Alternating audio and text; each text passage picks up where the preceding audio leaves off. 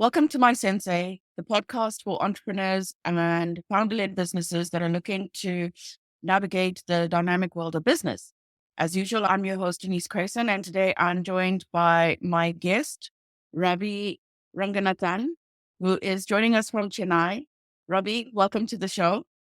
Thank you. So we're doing things a little bit different for the next few segments. What we are going to be doing is having a discussion. My guest, Ravi, is very influential in the space of entrepreneurship. So we are going to be covering different areas that are quite key to entrepreneurs right now in the current business landscape.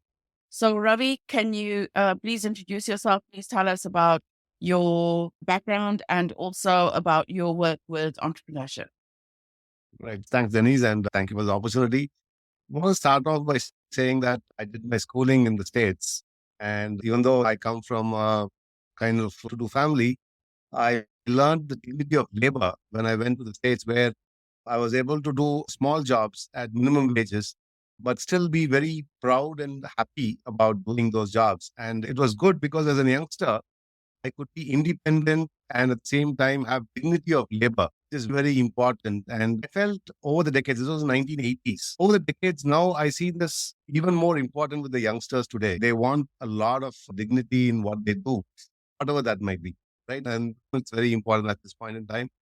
My first professional role, I was a product manager with United Distillers, working with alcohol, and I launched few multinational brands in India. Prominent one was Bat 69. And then I worked with an automotive organization like Ford Motor Company, and we set up a few dealerships in South India. And then I worked with Keynes Finlay's Bank as a retail bank manager, and then subsequently as a marketing merchandising head. And then I was lucky to get into entrepreneurship, right? So I was proud promoter of practice education in India. And being an early pioneer in this field, we were able to set up a franchisee network. Even though one aspect of it is my passion for education and why I took up the domain of learning and development, the other aspect is people development in terms of entrepreneurs, right? I'm proud to say that I was able to develop 100 plus entrepreneurs who are able to create an autonomous, flexible, self-employable revenue source for themselves, who are not under the stress of a work environment. So one of the challenges in the work environment is not really the money, right? So a lot of people make good money as salaried employees, but it's the flexibility and autonomy that you get, the empowerment you get as an entrepreneur, which gives the drive to entrepreneurship. I was able to experience it myself, and I saw that in a lot of people that I developed. Interestingly, after a decade of entrepreneurship, I also realized that entrepreneurship is not rosy heaven where everything works out. If you want to have a stress-free life, a salary job is a much better job. A lot of people think you're an entrepreneur, you are actually stress-free, you don't have the pressure of workspace. But then I felt that workspace gives you a lot more comfort because you know the salary is a particular date every month. You also know that there is health and safety for your family. You also know that there is a social circle that you can belong to because it's established by the organization, all of which is not there for an entrepreneur, right? Entrepreneur has to create his own social network. They have to support their health and family, and they have to keep driving themselves. There is no respite. There is no end to some of the things that we do. Every time you make a million, then you're going to up to 10 million. It's 10 million, then it's 30 million. Then it's 30 million, it's 100 million. You don't want to stop. You just keep running, and that is stress that an entrepreneur has. Salary job gives you that comfort. So I realized that, and learning and development was my passion. So I did that for a large IT company called HCL Tech, where I was able to travel across the globe. And I was also into leadership development with Ken Blanchett certification and a few other certifications. Finally, I set up a cybersecurity academy with an organization called K7 Computing. I also headed EduTech skilling business for L&T EduTech, which is a very large industrial conglomerate in India. And I was part of that journey as well. I'm passionate about entrepreneurship. And more than that, I believe that in another decade's time, most of the people are not going to be employees. They're going to be self-employed and a more autonomous, flexible, career-oriented people. I see that in youngsters today. They want that. And I think organizations will respond that way also. So it's how am I going to prepare myself for that world? Thank you, Ravi. You've got a wealth of experience, and we're very excited to have you on the show with us. And we'll be continuing the conversation with you over the next couple of months as well. So, the topic for this series is going to be, what does the future of the workspace look like? And there's a number of areas that I wanted to us to maybe explore today. So I'm going to start off with the trend of increase of remote work. What are your thoughts on that? I think you mentioned it nicely because during one of our discussions, you said that I started using the word workspace rather than workplace, right? Workplace is what was trained in the industrial era, right? We all go to a workplace and we work. And there was a productivity increase. There were people who were studying motion and they were optimizing it, and we were increasing productivity by reducing waste. But then today, it's all about freedom, autonomy, and also the flexibility that we want as humans. We don't want to be a machine. If I have to do the autonomous or monotonous work again and again, I can make a machine do that. Even things like today, reading news, a bot is able to do that. A teller in a shop, a machine can do that. So some of these things are not anymore enriching as a human being. We want to do more interesting things. So remote work gives you that flexibility. The first thing, more than the commute, the safety of health and other things, people after pandemic have been given this opportunity to relook at their career drives. And they realize that being with loved ones, doing things that you like to do, along with what you do as part of your career, makes things so interesting for them. Another thing that kind of happened along with this is a concept called moonlighting, where I'm able to share my expertise with multiple interested employees. An employer is not owning me anymore. I have my ability and I have a knowledge and I can sell it to the highest bidder. So this is a challenge that many organizations face. And there are entrepreneurs who are able to embrace this and actually encourage certain audiences to do this so that they were able to give the best to them. And there were certain organizations which found it very difficult to handle this. So they said, if you're doing moonlighting, they're going to bar you from work, or we're not going to give you the opportunity that we would otherwise. And some of the organizations are pulling back remote work because they feel that there is a loss of control. But I think it's something that you need to accept. And from what I heard in the US, already 20 to 30% of work has migrated to remote kind of role. In a role, there is a huge migration that is happening, especially in the tech space. Remote is happening in a big way. But I also see this in a legal area. Law is another area where remote is picking up big time.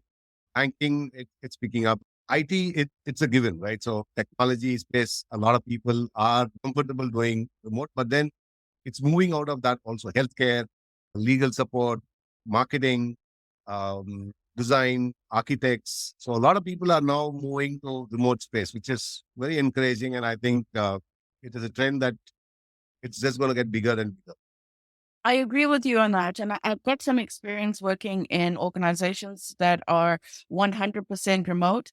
And one of the interesting things that I found, I was working as head of people, is that for those that were Gen X like me, I absolutely loved working in the remote working environment because I was able to fit it in well with my work life balance that I had. It was during COVID, and I had a small child at home and I was having to navigate trying to do homeschooling, which was really a poor quality experience for me, even though my teaching background, teaching my own kids was something else.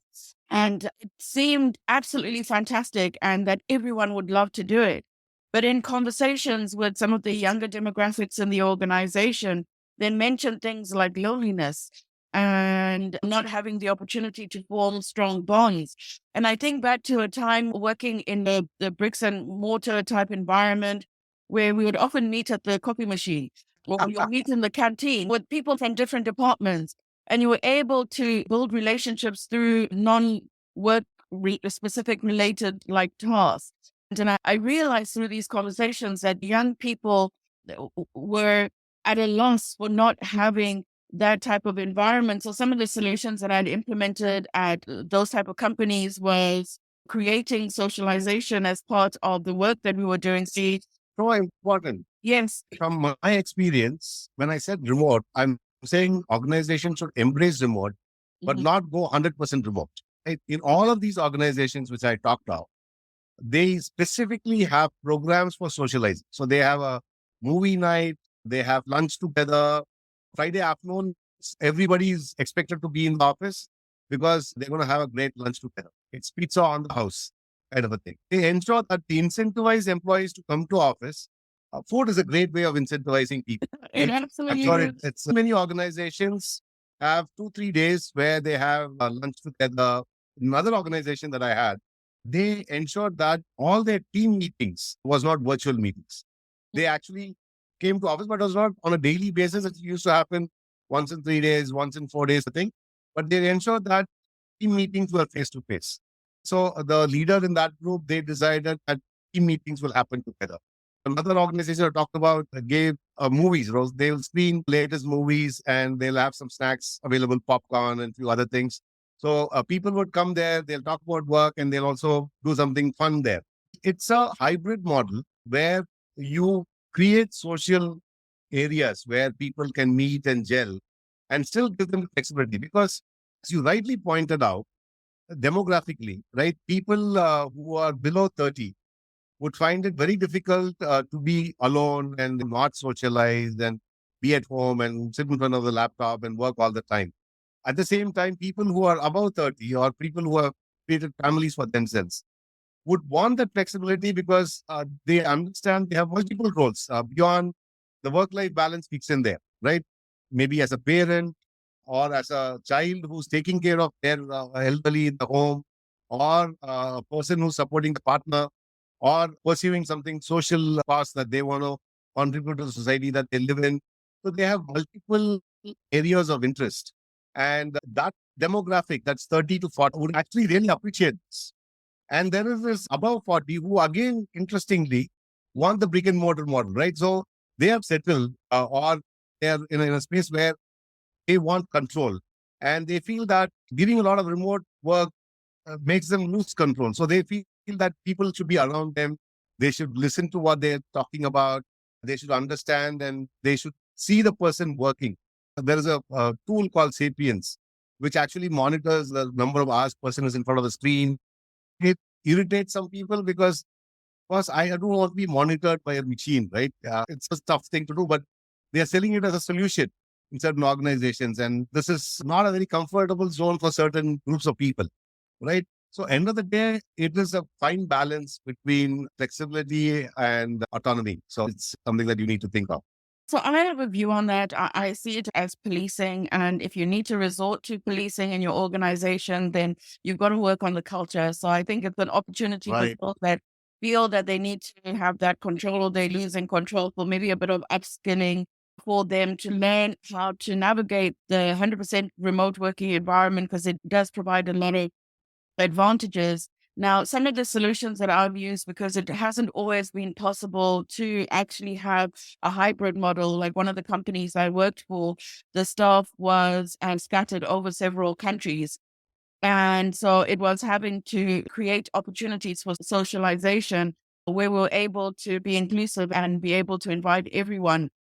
So managing time zones was the challenge for me, but we were able to do it. Like I'd implemented happy hours, which we did every month, and it was the last Thursday of every month. So again, having a specific date that the whole organization knew, the last Thursday of every month for the last hour of work, we would all get together and we would play games. And some of the games that we played involved splitting into teams.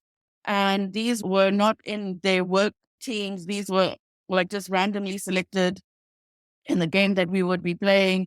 And they had an opportunity to really start to form relationships with people from other departments. We always had the SLT or the senior leadership team coming and joining in. And this helped with managing up, creating the lines of communication from the ops level, tactical level, all the way up to the strategic level of the organization, because they've spoken to these leaders already through the socials that we have. It opens that line of communication for the different levels of the organization. We also had a coffee morning every Wednesday. Now, the coffee morning was to replace the water cooler situation where people could go in and meet at the water cooler and do past timing and just talk about what programs they're watching on TV or what's trending in the news. And these were really very interesting events. It was meant to be for 15 minutes, the first 15 minutes every Wednesday morning. And it was anyone that wanted to join, they just knew if they felt like joining that Wednesday morning, we'd always be having a coffee morning. We had different people dipping in and out.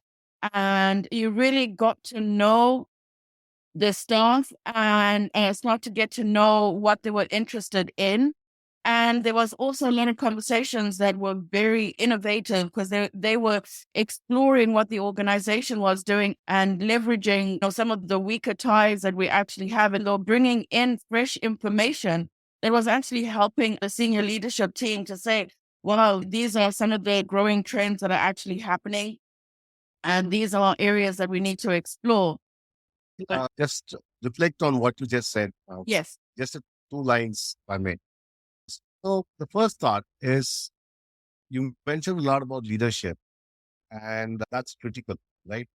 For remote work to happen, you need a leader who understands remote workspace and who understands managing people in virtual environments, right? It is not the same as handling people in front of you, right? It's a different ball game. And as a leader, you have to take a decision that am I equipped to handle people in a virtual space?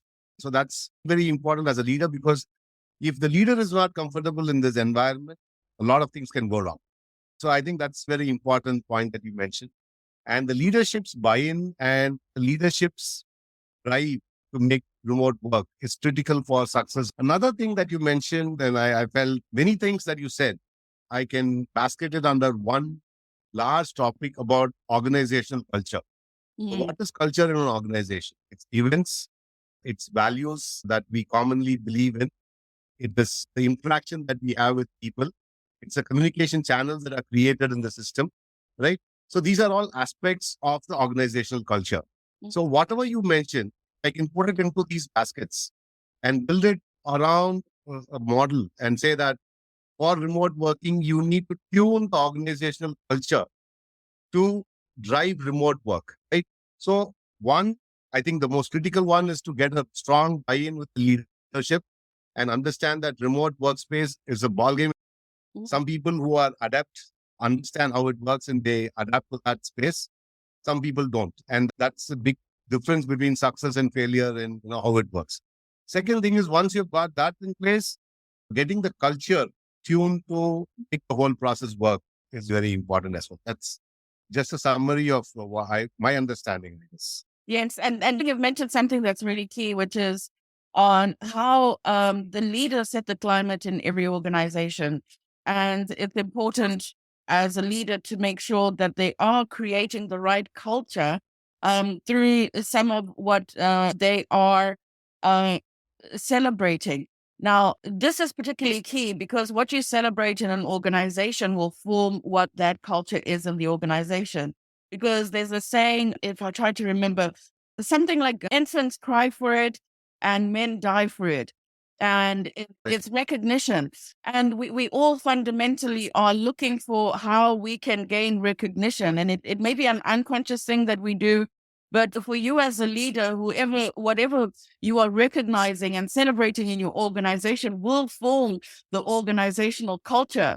So I remember seeing a case study where there was a company where there were two individuals, a gentleman that was struggling in his role and was having to work until 2 a.m. in the morning and was very disorganized. And there was a lady that driven and motivated by having to do a lot of the child rearing, had to finish work by 5 p.m. to go and pick up her child. That had motivated her to be very organized and make sure that she had completed her deliverables by 5 p.m. every day. But in the mornings, the boss would come in and celebrate the gentleman and say, "This is the type of people that we want that are putting in long hours." Very This strong, happens, right? typical case. Yeah, yeah. Yeah, it, This is it, it happens in really business. sad. And So many people, good people, are lost because of the understanding or the communication that was. right? Very, very sad situation. I can really empathize with what you're saying. Yeah. But it's something that I think organizations have to be cognizant of, because just because somebody is organized, somebody is able to deliver in spite of their challenges. Because they're delivering, we don't go deep into understanding what kind of challenges that they face. We assume that it's a cakewalk for them, and we really don't know how much they're paying as a price. What you said makes a ton of sense. Yeah. And I hope that empathy comes with leaders and they are able to connect, And also understand. And being able to do a proper audit so that they can diagnose where loyalties actually lie. Because here was a case of efficiency that was being overlooked for someone that was presumably putting in many hours, but they were actually inefficient. So, this person that was I working can, until 2 a.m. perhaps needed to get some support on how to maybe be able to manage their workload better. it's a big challenge because I was facilitating integration in Denmark, Mhm. right? And Danish people, when I interacted with them, I understood that they are very focused on how they spend time, because time is a very limited resource they have. The waking hours are very limited. If 9:30 is office hour, 9:30 everybody is in their desk. They don't even take too many coffee breaks. They take a big jug of coffee and it sits there, and even lunch breaks are limited. They finish their work early and they leave by, say, 4 o'clock or an hour before the scheduled time. And I had a group of Indian people who were posted in that space. Now they are used to coming a little late in the office because they work late. The culture was such that in India they were naturally tuned to coming late to office. So they built that same discipline there, and they would come to office late, and then they would go directly to lunch and have a good lunch break. And they will effectively start working at 2, 3 when the Danish people are finishing their work. And they will sit till 8, 9 in the evening, and they'll finish all their work. They'll talk to their Indian colleagues also who are supporting them from India. And they were thinking that they were doing a great job. But the Danish counterpart was saying, my God, these people are not tuned with what we are doing. I have to finish my work. I'm dependent on this person. But this person, even though their office timing is so and so, they're starting late, and that's putting my work off. So there was a sense of conflict there. Yeah. Yeah. So then we had to talk through this thing. And once they opened up and they shared their thoughts, the scheduling was easier. Things were working in that way. So it's all about communication, opening those lights. So sometimes we don't even understand what the problem is. Instead of standing saying, oh, these people are like this and these people are like this, if you talk, things can make a world of change. And Ravi, So, that's an area that I think that we need to add our list of topics, the cross-cultural management and the friction that can arise from not having effective communication and right. understanding how the different cultures actually work and being able to navigate with having two or more cultures working together and the different working styles. Thank you, Ravi. And I think on that note, that might be a good place for us to end today's segment. And it's been a wonderful conversation that we've had today. I think we had said that we'll do 10 minutes, but as you can see, there was a lot to uncover. And for those listening in, please join us for more sessions. We've got a lot of topics that we want to cover over the course of the next couple of months. We'll be doing releases, I think, bi-weekly for the next couple of months. Just to remind you that if you're looking for other resources, please do visit our website, which is www.mysenseihub.com. And we look forward to you joining us in future segments. We are going to be having an open mic as well. So I think once a month we'll do that, where we'll invite you as the audience to come and you can ask us questions on any of the topics that we've covered, or any questions that you like as well. Put us on the hot seat and test us. I'm sure Ravi Yeah. will like as well for us doing No, that. I'm excited. End of the day, it's lovely to connect with people who want to make this world a better place. Right? I'm all in for it. And I thank you, Dennis, for making this possible, not just for me, but for the audience who might really need what you're sharing with them. Thanks And for again. you as well. I'm your host, Denise Crayson, and I'm here with my co-host, Ravi Ranganathan, and we look forward to bringing you our next segment later on in the week.